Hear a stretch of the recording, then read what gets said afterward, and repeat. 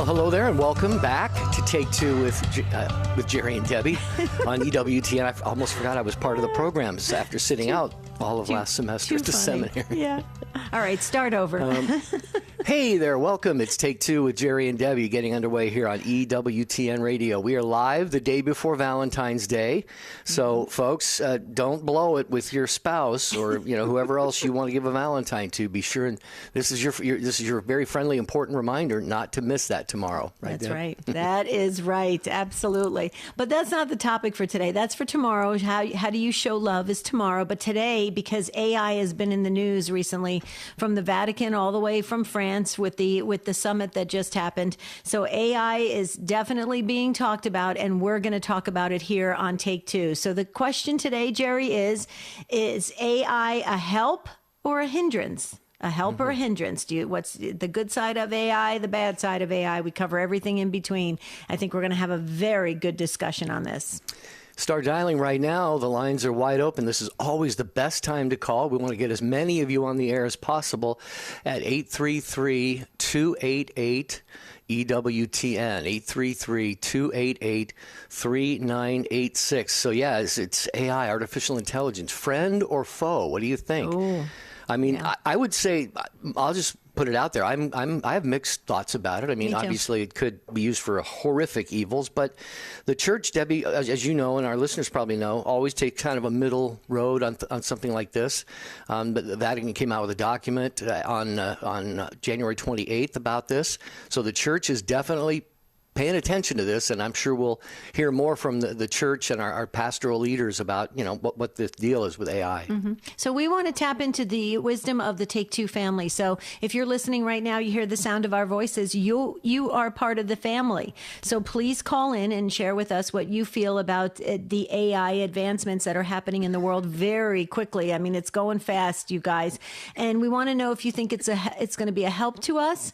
I know that there's a lot of talk, especially in the summit that just happened in France, Jerry, that they were saying that, with these medical treatments and how it can really help to cure certain diseases and really prevent certain things and things like that, so it can extend the quality of our lives. Mm-hmm. And so I understand that. So the medical field has definitely weighed in on this, but now, but there's other things too. Some people have had a bad experience with AI. I know there have been some professionals and celebrities actually that they were really hurt by AI intelligence that was out there, that was taking their voice and their work and putting it out there in the world. And there was no way to bring that back. There was no way to rewind that. So, it's like social media, Jerry. Social media can be great to bringing us all together. And it can also be destructive. It can divide us. So let's really talk about this. Is AI a help or a hindrance? And the number to dial. Are you ready? It's super simple. You should have this on your refrigerator. 833-288-EWTN. That's 833-288-3986. Are you a little bit under the weather? No, I just need to learn how to drink water. That's all. It's nice we have the mute the video on this on the show because I just swallowed a little bit of water wrong there, so that's why I was absent water can be dangerous. Moments. Yeah, it can be. Yeah, yeah, just you start like coughing, AI. yeah. And I know. But AI can be good too. Have you used it, folks? Have you tapped in? Have you tried it out? Maybe you're not. Maybe you don't even know what it is. Call in. We can talk about that. We're certainly not experts because it's something that's relatively new. But I myself, personally, I mentioned earlier, I'm sort of, I come down in the middle on this. I know it can be very, very dangerous. They talk about possibly using AI in warfare and things like that. So it's the potential is for evil is very great, but the potential for good is as well. And I've used it a couple times, Debbie. And those examples are, I've had these ideas. I often have ideas for songs in my head. Things about my life or events or whatever. Sure. And I just typed in, I give a description of what I want the song to say, and I say, please write a short song. And they come up with some amazing lyrics for songs. They even give you the chords, that you can set the music to and so forth. And another way I've used it is when I was on my pastoral year last year at the Basilica of St. Paul in Daytona Beach, Florida, I gave a post-communion reflection every Thursday at Mass, and I would put the scripture readings in there and just ask for some ideas, some nuggets, and actually it'll write a whole homily for you. And I would never use that. I just want that to be stated very clearly, because I want to always preach, God willing, in my own voice. I want to be able to be it from my heart. But it was really good, because sometimes when you're writing something like a homily or what have you, or a reflection, you get kind of stuck once in a while. Well, and I have to tell you, the AI, when you just Google something really fast, if you need a quick answer, it has been pretty accurate, I have to say. And so that's been very convenient, especially when you're on radio and you need a quick answer fast. And it's been spot on. But what you just tapped into there, Jerry, about this idea of it writing songs for you, or homilies, or papers, or things like that. Where is the creativity then? That's the question. And that came up in the summit in France, that people were afraid that we were going to lose that creative energy of what we bring as human beings to the table. So artificial intelligence, that's what we're talking about today. Is it a help or a hindrance? We want to hear the takes of the Take Two family. So you got to call in 833-288-3986. Jerry, it's so funny. I have to tell you. We have been working in ministry together since 2009 or 10. Mm-hmm. Okay, now you just shared that you started coughing after drinking water. Now I have the urge to cough. I mean, this is ridiculous. How does this happen? It's like we've been in ministry. It's, what do they say? It's kind of like dogs, right? They start to look like each other, act like each other. Cough like each other. And you just mentioned something really that hits home with me, and that is writing papers and so forth. It's right. Very much a no-no, here at the seminary, and I would hope that educational institutions would lay down the law and say, you can't use it, because you're right. Creativity. Are you reading the material? Are you studying? Are you doing your own work, or is AI doing it for you? Plagiarism, yeah. And so, we're very, very, conscious of not having AI do anything that is, unethical in terms of academic integrity. So that's another question as well. 833-288-EWTN. 833-288-3986. Your thoughts on artificial intelligence, a help or a hindrance? Is it friend or foe? Have you used it for anything? Share with us. Maybe you got some great ideas, like recipes and stuff, or anything. 833-288-3986. It's your show, Take Two with Jerry and Debbie on EWTN. This is Colin Donovan. Do you have questions about theology? Then join me on Open Line Friday, tomorrow afternoon, 3 Eastern on EWTN Radio. Teresa Tomeo and Italy's Shrines and Wonders. In the central Italian city of Cascia, you will learn more about the life of St. Rita, as well as have the opportunity to experience a lesser-known Eucharistic miracle, housed in a special chapel below the tomb of this saint. In 1330, a priest from Siena, who had lost his belief in the Eucharist, was asked to take communion to a sick person, and instead of following the proper procedure and placing the host in a pyx, instead, he put it between the pages of his breviary. And when he arrived at the sick man's home, he noticed the pages were stained with blood. He then panicked and rushed to a local monastery, confessing his remorse to a fellow priest. That priest, now known as Blessed Simone Fedati, took the pages to Umbria for safekeeping. The pages were preserved, and after many tests, it was confirmed that it was indeed human blood. Italy's Shrines and Wonders by Teresa Tomeo is available now at EWTNRC.com. For over 40 years, EWTN has been praying with and for people throughout the world. Today, we want to pray for anything that weighs on your heart. Send us your prayer request at EWTN.com/prayer. 24/7 Catholic Radio, this is EWTN.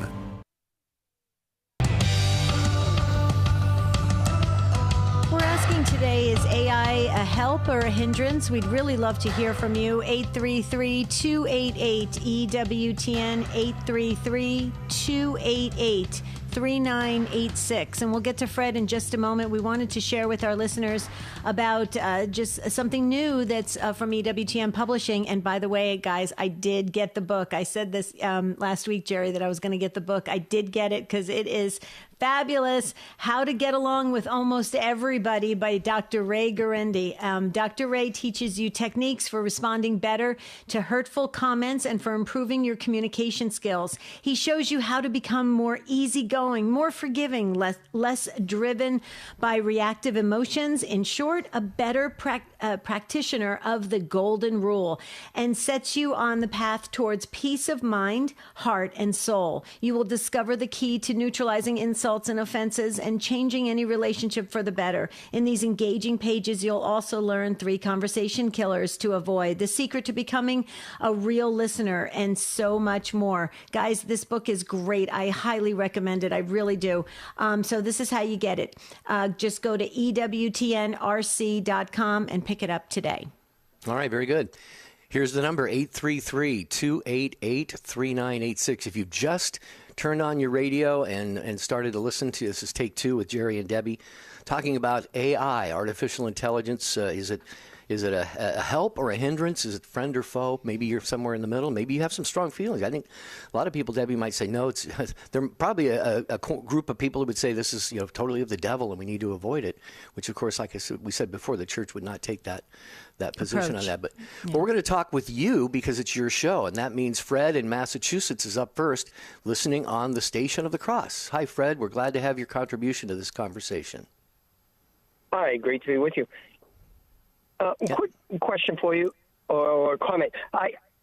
As far as artificial intelligence, my thought is that it's like the internet.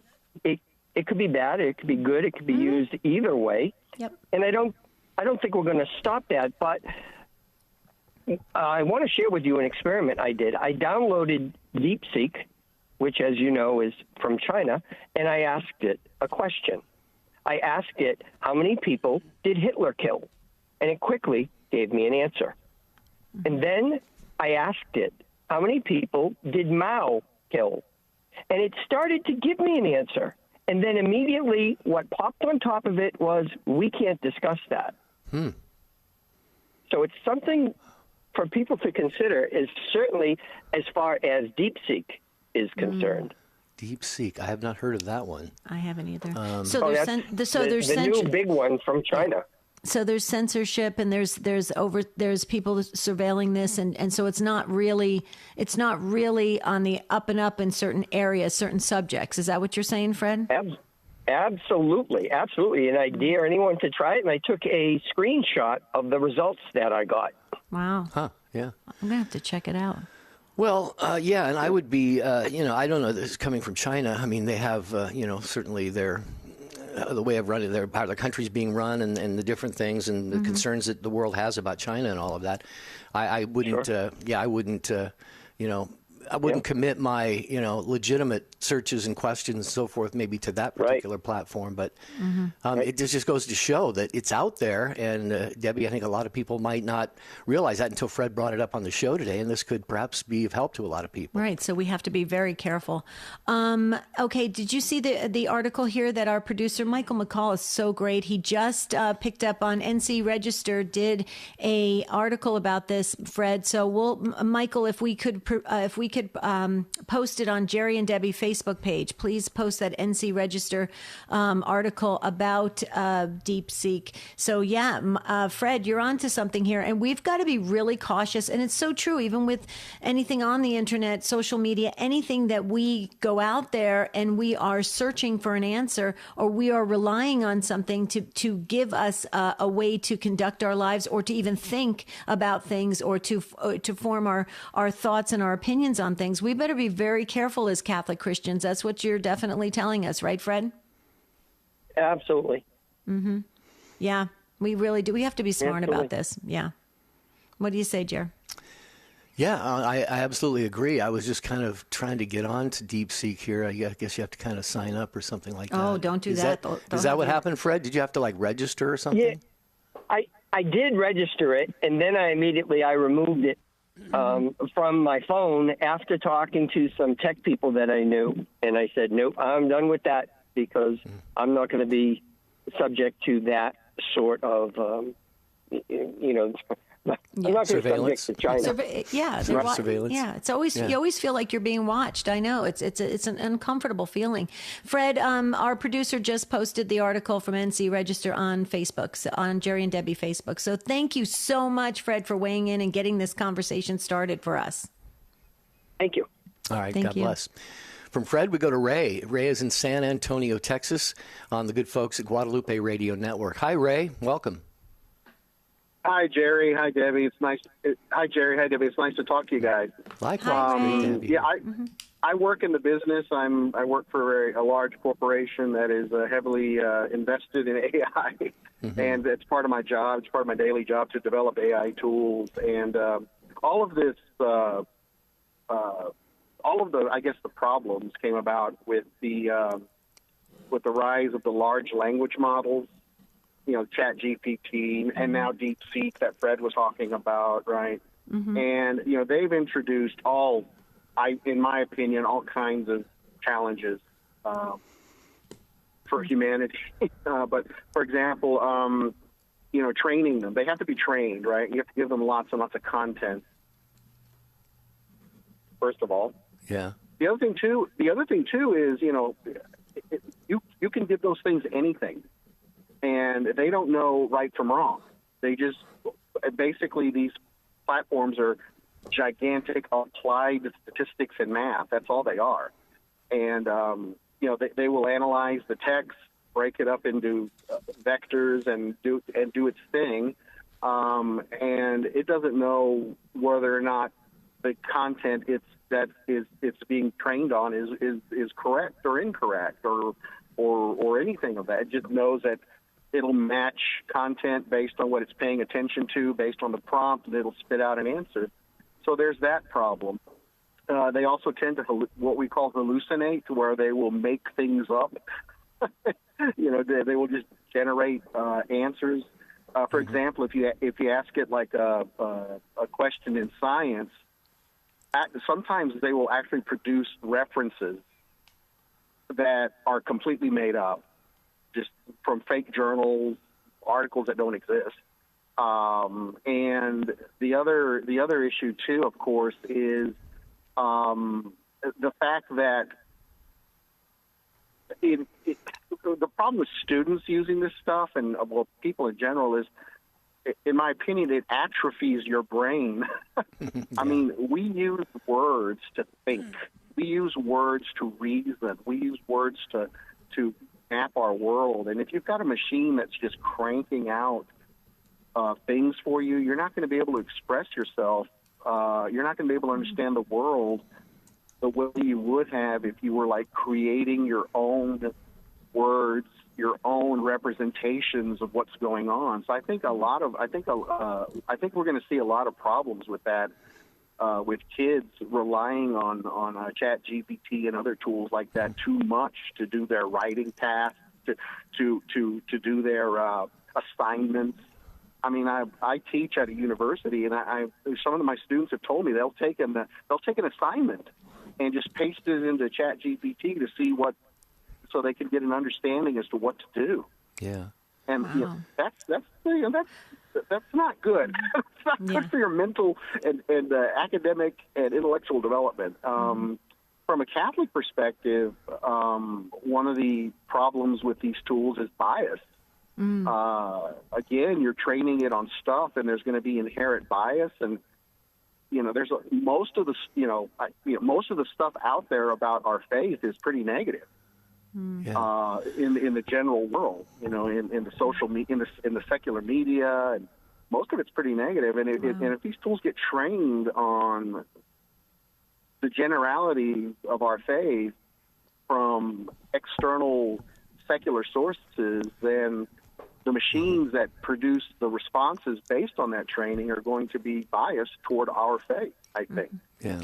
Well, Jerry, I know you want to comment, but I have a Go ahead. question too. But I want to Yeah. hear your comment first, Jerry, because I know you were about to say something. This is interesting. Well, I was actually going to just say, Ray, going back to one of the things you said about, if I could sum up one of your comments, it's kind of a dumbing down. I mean, it contributes to that. And this is something we talk about here at the seminary a lot, is especially our young people, nowadays, they don't have to learn even the alphabet sometimes because we've got our gadgets and our technology and all of this stuff. So I would see this as a real concern, and I think that's one of the reasons we're seeing, a lot of maybe private, classical education schools opening up and so forth. But anyway, go ahead, Deb. I'm sure you got something more important. No, I have a quick question, Ray. I just want to be clear about it because I was watching that summit that was just taking place in France, and it was very interesting to me.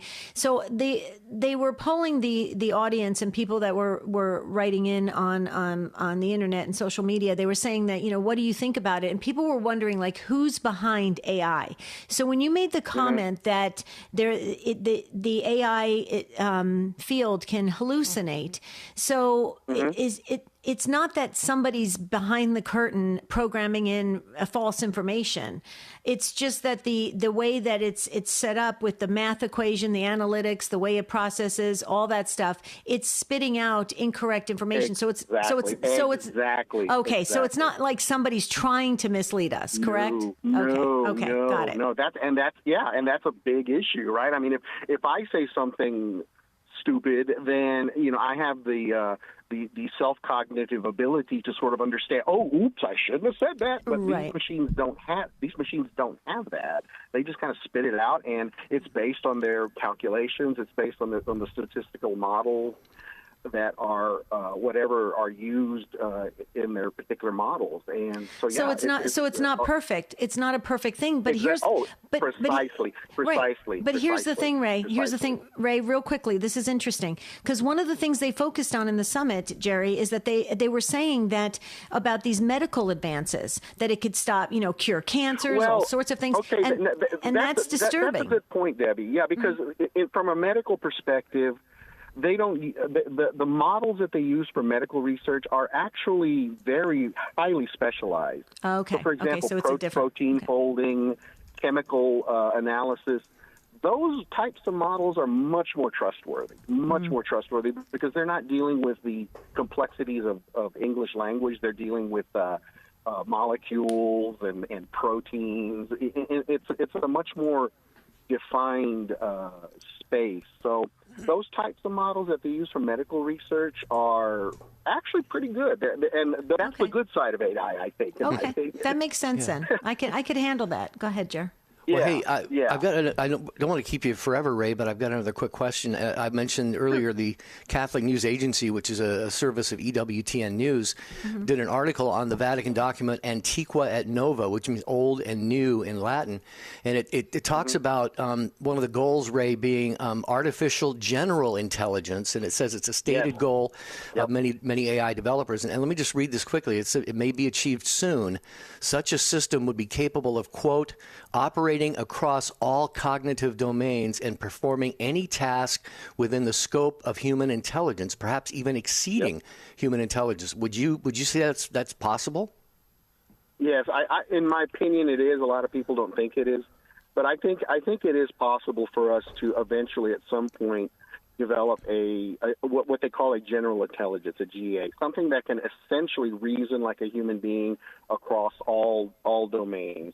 Wow. The classic example is from that old movie, the HAL 9000 computer in 2001: A Space Odyssey, which went crazy and killed all the astronauts.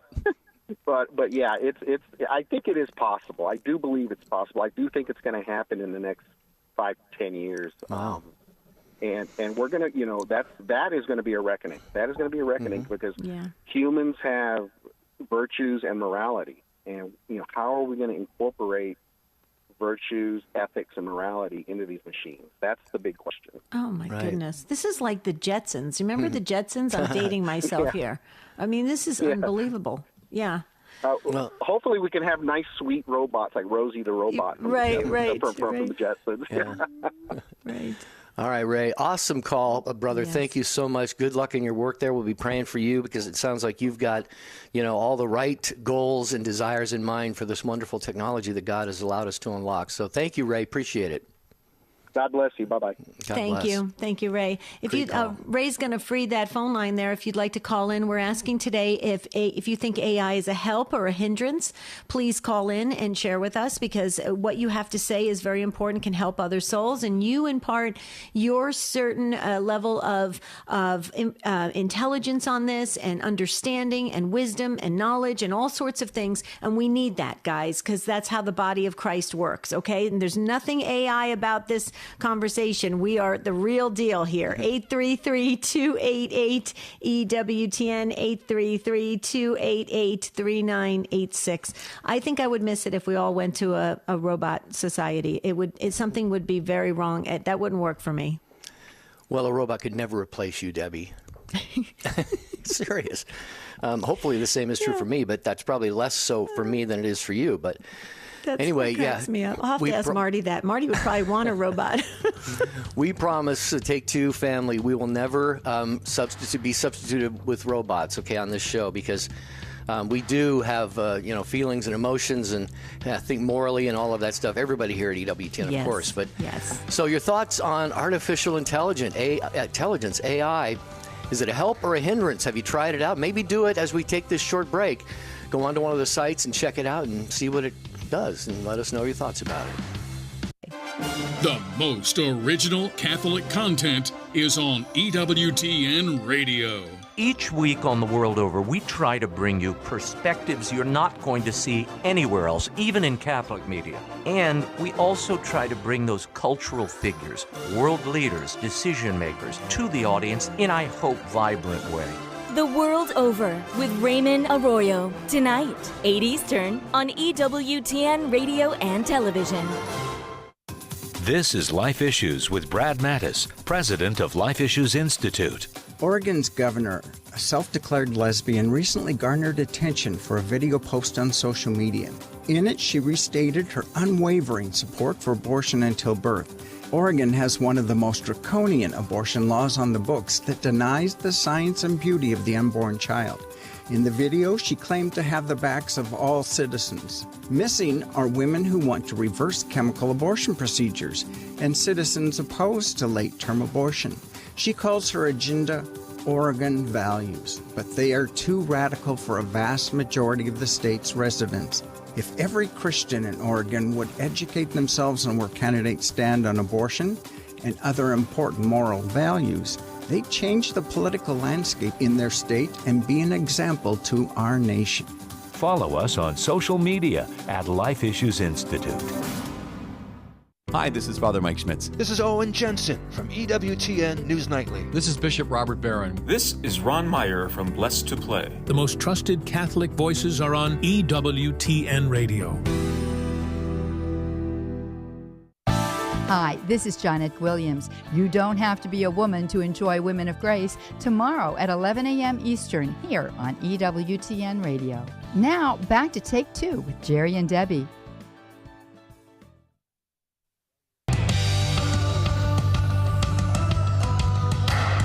Well, you're weighing in wonderfully on the program today, as always.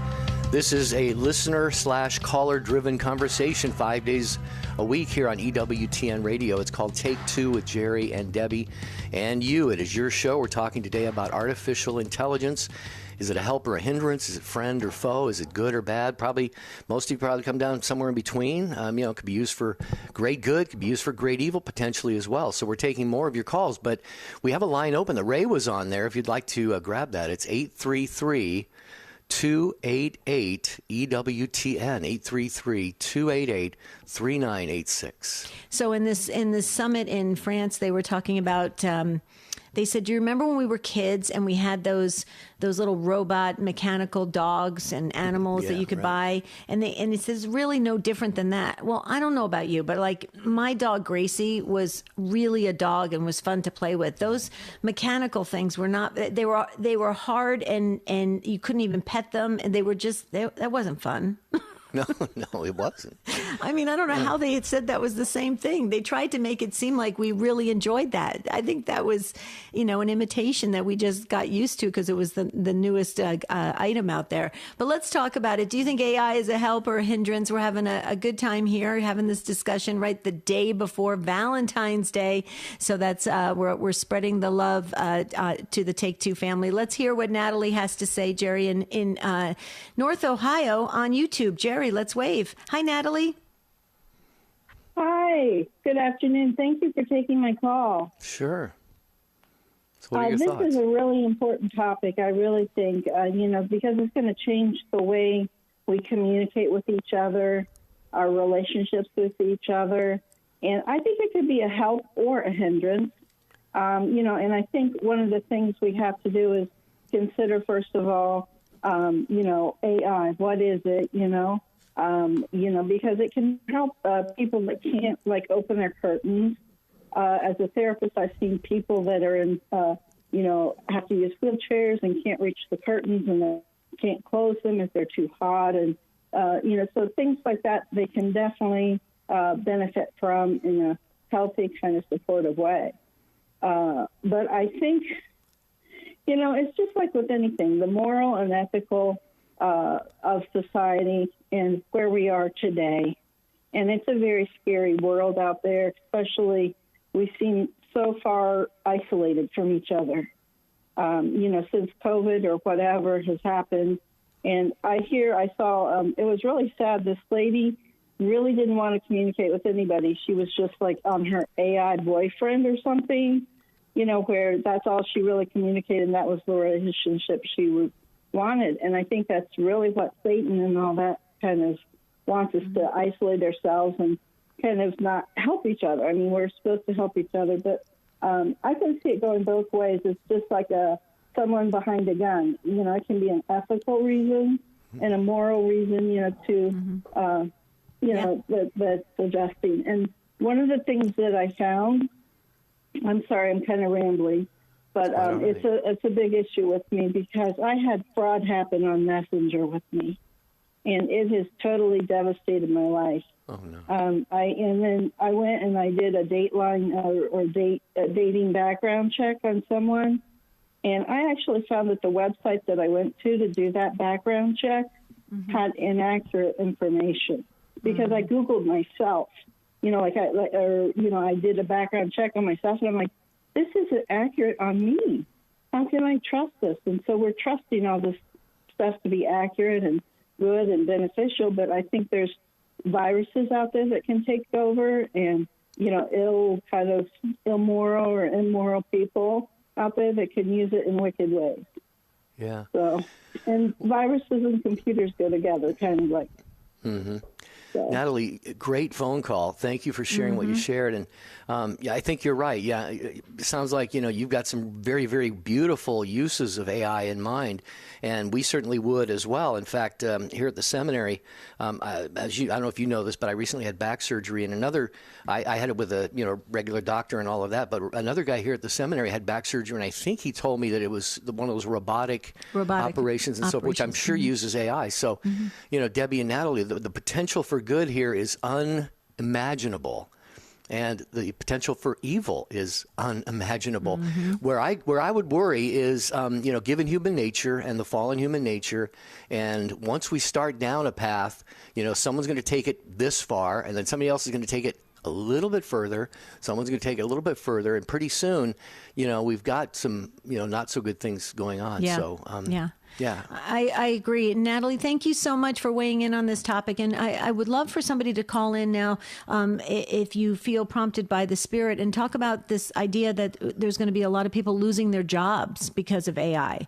Okay. Do you feel that's a problem? I know on this recent summit in France, they were saying, oh, no, people aren't going to lose their jobs. There's going to be even more technology jobs for people. But not everybody can do that kind of work, and people enjoy getting out there and getting out in nature and using their hands and trades and different stuff. I mean, I don't know, Jerry. I think people are going to lose their jobs. I mean, I think they have to say that so it doesn't scare us. What do you say? No, I agree. Absolutely. Anything else, Natalie, before we let you go? I saw, you mentioned a good topic, AI and losing jobs. I saw where a lot of these people that work, say, like in big places where they move stuff, they're actually using robots. Actually, they've got it all programmed in where the item is in the, the store or wherever, the building. The warehouse. And they can actually, and it's like, I think in China, I think that's where this was. All the people, there were no people, it was just robots. Yeah, well, then what are we supposed to do? What do they want people to do? Just sit around and spend all day with robots? I mean, this makes no sense. The robots have no souls. I mean, we're made for community. This is that part of it, I think, is kind of creepy. But Natalie, it's a good point that the warehouses. I saw that too, the video footage of that. Mm-hmm. Well, and it's you get back to where it says in the Bible, love of money is the root of all evil. Natalie, thank you. We're going to let you go there because we've got some other calls. But yeah, money, I believe, is going to drive much of the, not so good uses of AI. And I mean, I'm thinking just, for example, of, how important it is. You mentioned, Debbie, how important it is for people to have work. And I think of, a place like Walmart, where they have the seniors come in and it's a chance for them to be greeters and do other things. And for them, this is so important. Otherwise, they're just, home, sometimes probably alone in many cases. Yeah. Not a lot of interaction with other people. So there are a lot of potential targets for AI to, take important things out of people's lives like jobs. I agree. Absolutely. Let's hear what Chet has to say in Marlborough, Massachusetts on our friends at the Station of the Cross. Hi, Chet. Thanks for weighing in on this topic. Hi. I was just thinking I'm not so much worried about the AI getting smarter and being used for this, that, or the other thing. It's more I'm worried about us relying on it and us getting lazy. It's doing our thinking for us. And so then we don't need to think as much and we don't solve our own problems. Kind of comparable to the TV remote controls. Before you had to get up off the couch to go change the channel, but now with the remote control, there's no reason to get up off the couch. And what was the result of that, Chet? People got heavier, right? Because they were sedentary, right? And lazy and or stagnant. I guess stagnant would be a good word that would go across both things. Yeah. And think for yourself. And Ray was talking about atrophy of the brain, right, Jerry? Absolutely, yeah. And I mean, I knew this before arriving here at the seminary, but I've taken a couple semesters of a philosophy class. We talk about the human being, being both, body and soul. And part of the soul, of course, is will and what? Intellect. And the Vatican document that Catholic News Agency referenced in the recent article, it talks about the need to protect, the dignity of the human person, and the fact that, human intelligence ultimately can never be replaced by anything. It will be a lot by AI and robots, but that's not, it's just God has given us a gift that no artificial anything can duplicate. That's kind of the point I would make, I guess. I just thought of this as you were speaking, Jerry, and our previous callers, and now Chet is with us on there. I just thought of this. I think I'm going to invest in a retreat center, and I'll tell you why. Because people are going to be so burnt out on AI that they're going to need a chance to rest and go on a retreat. What do you say? What do you say, Chet? Sounds good. Yeah. Retreats are always good. Yeah, this way we can leave the phones. We can leave the phones in the car, and we can leave all the AI, and we can get out into nature and talk and have a dinner together and talk around the table, the old-fashioned way, and it's just beautiful. So, Chet, thank you so much for sharing your thoughts on this. We really appreciate it. God bless you, and have a beautiful rest of your day. Thank you. God bless you. Thank you so much, sir. Okay, Jerry, we do have an open phone line, so if and there's still plenty of time for our listeners to weigh in. We're going to get to Lynn next, and we'd love for you to answer this this question. And again, you don't have to be Catholic to call in. Please start dialing now. We'd love to hear your thoughts because we are the body of Christ, and this is how Take Two's been rolling for almost 10 years. Okay, the number to dial is 833-288-EWTN. That's 833-288-3986, Jerry. Okay. Lynn is in Albany, New York, and she has us tuned in on Oh, it doesn't say right there. It says some words of peace and goodness. Okay. Hi, Lynn. Welcome from Albany. Good to have you with us. Hello? Yes, welcome. Thank you. Yes, I'm one of these people, Jerry, that is very much opposed to AI. Okay. And I just think, first of all, it is artificial. That's by definition, which means it's not real. And I just feel like it's taking God, the place of God. You know, God gave us intelligence. And God also, just like everyone's saying, God gave us intelligence, but he also gave us the ability to know right from wrong, and that's what's being taken out of the equation with this AI. And I just think, even though it has a potential, and I think Jerry mentioned this, it has a potential to do really, really good, but I think the harmful effect of it is much worse and much. Mm-hmm. So that I just feel very strongly that it's something that should be avoided. Mm-hmm. What about for medical treatments, Lynn, and operations and things like that? No, I mean, I suppose it could be. In fact, my husband just had shoulder replacement surgery, which and it was in and out, you know, a 3-hour procedure. Now I'm sure there was artificial, you know, AI involved in that, but potentially it's just taken away from. I'm sure the doctors certainly could have that ability without all the. Mm-hmm. Without the AI. I don't know. I just feel like even though it could do good, it's more likely to do damage in general. Well, here's a thought that I had. I mean, a lot of these uses for good that people are talking about, we already have methods in place of doing those things. For example, say surgery on somebody. We already have doctors who do that. So it's not like out of necessity that AI, you know, we go down this path of AI. And I'm not saying we shouldn't use it for good things, but we've got, you know, certain things in place already.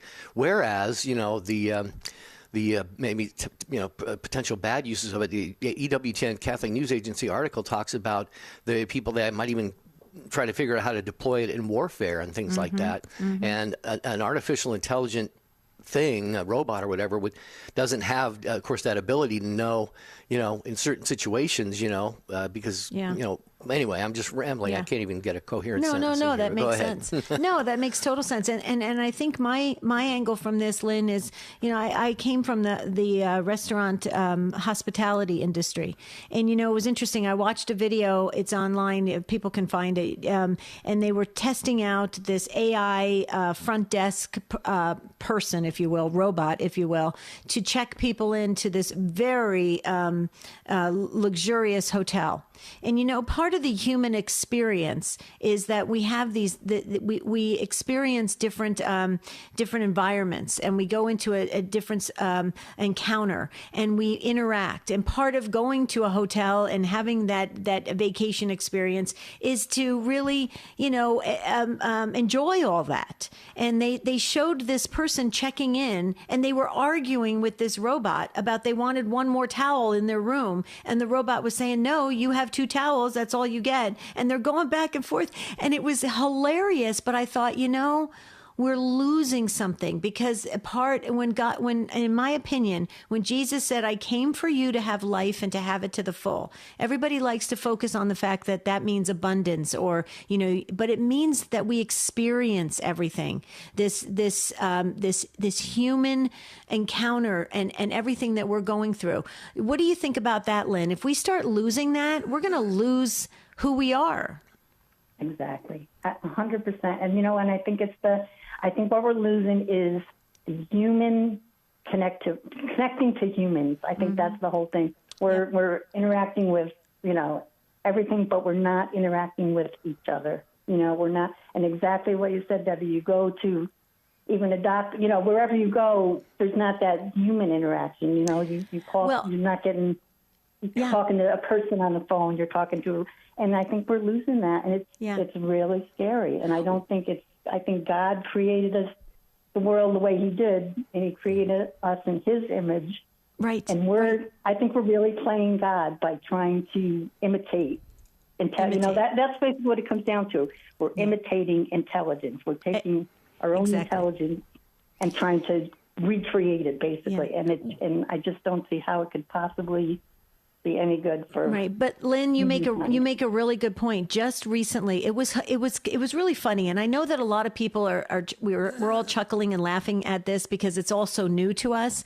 But my husband and I went to a restaurant. I don't know if I told you this, Jerry. My husband and I went to a restaurant, and we got seated at the table, and literally no one greeted us for 8 minutes. We were counting because we're both from restaurant background, so nobody greeted us. All of a sudden, this robot creature comes out of the back of the kitchen, and it looked like the Jetsons Rosie, only it didn't have a head, and it came out of the kitchen, came up to our table and started giving us the silverware and everything, and it was just hilarious. And we're witness, and this robot is basically greeting us. And I thought, this is bizarre. That's not even a restaurant experience. But anyway, we could go on and on. I think that's going to be what we're going to be used to now.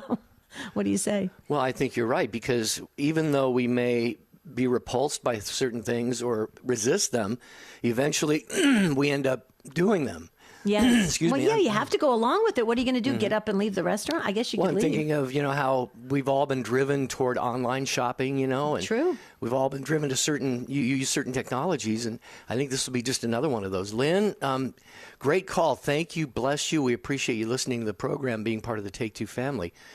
Call again anytime. I want to mention that Michael, our producer, has just posted that Catholic News Agency article on the Jerry and Debbie Facebook page as well. And it's basically talks about how we should, artificial intelligence, should lead to a renewed appreciation of all that is human. So check that out on the Jerry and Debbie Facebook page.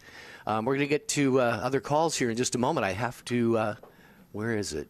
Where did it go? You share about, I believe it's Mass.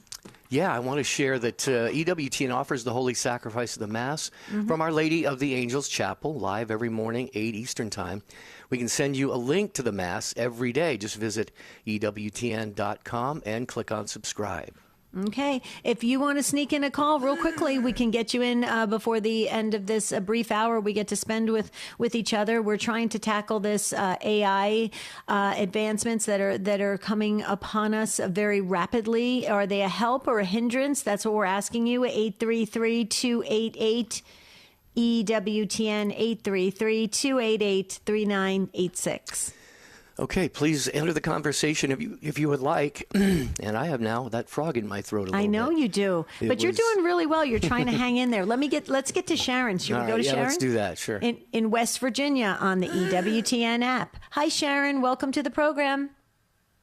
Hi. I'm so glad to be able to make a comment on this because it's a very urgent issue on my heart. I read a magazine article recently, and there was a young boy who was about 12 years old who was a bit autistic, and he got into a romantic relationship with someone on AI, and then things went bad, and he ended up taking his life. Oh no. So wait a minute, he was in a relationship with a robot? Yes. Yes, he thought it was a real person that he was communicating with. And I've seen other situations like this where they think it's someone real, and then when they find out it's not, or the robot just drops them, they're just devastated. Yeah. Wow. That breaks my heart. Yeah, Sharon, this is another angle on this that I hadn't thought of before the show. But I would say, this again points to the fact that, parents, you have to be on top of what your kids are doing. And I'm not saying, they can't use technologies and so forth, but, our kids are, Debbie, they're battling so many different things. Their gadgets and their social media and now AI and all of this stuff. And, they're not going to find what they're looking for on something like this. So it's really, parents, please take this as a cue to really, really be observant of what your kids are involved in, because it could be very, very tragic. Sharon, thank you for sharing that. It's heartbreaking, but we needed to hear that so we try to cover everything from all angles.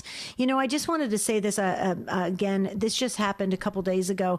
I was watching the most beautiful little girl in a restaurant. I was having lunch, and she was so beautiful. She had to be less than 2 years old because she was in a restaurant high chair, and she had a little mini computer in front of her. her.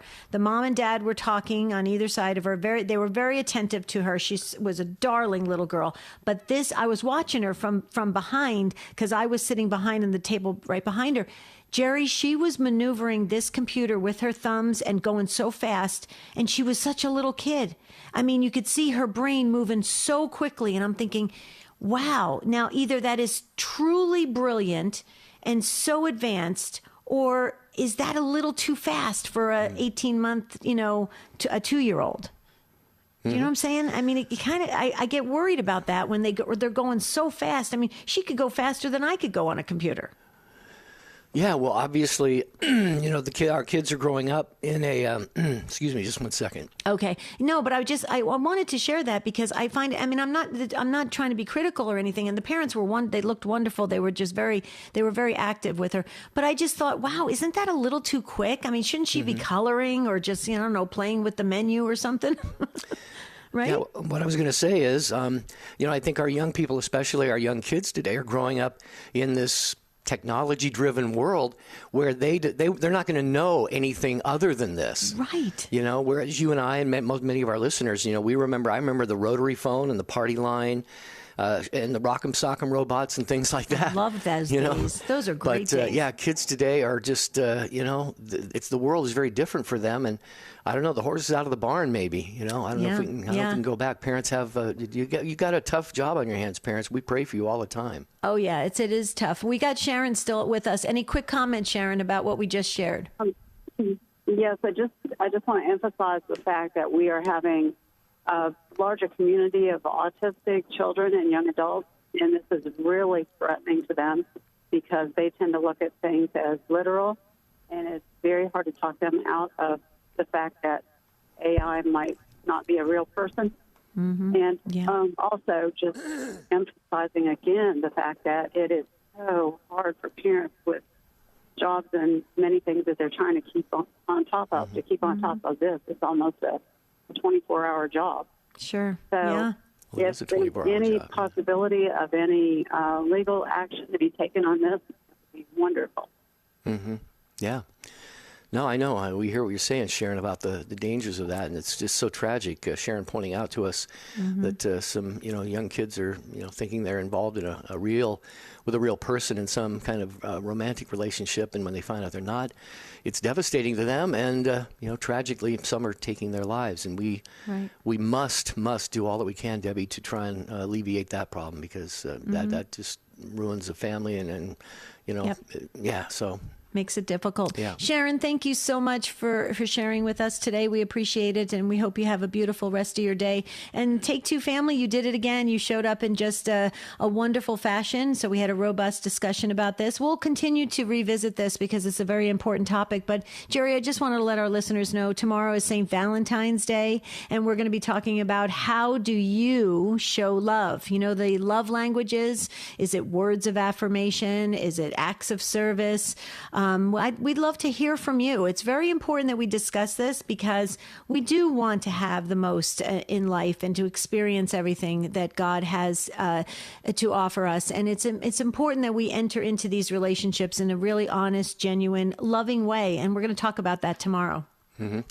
So there you go. That will be the culmination of the week, that topic that Debbie just mentioned here on Take Two with Jerry and Debbie.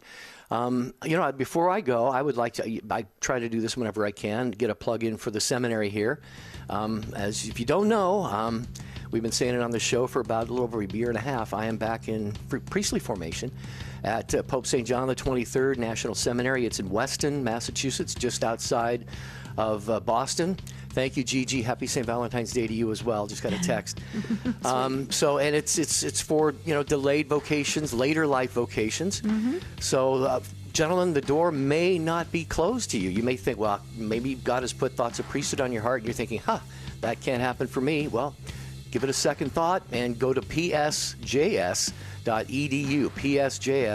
psjs.edu. Give us a call here. We've got a few dozen of us here, a little bit older in life, but still. We've kind of been there, done that in terms of our careers and families and all of that. And now, we're seeing if God is calling us to the priesthood. So until tomorrow, we want to wish you all a beautiful and blessed day.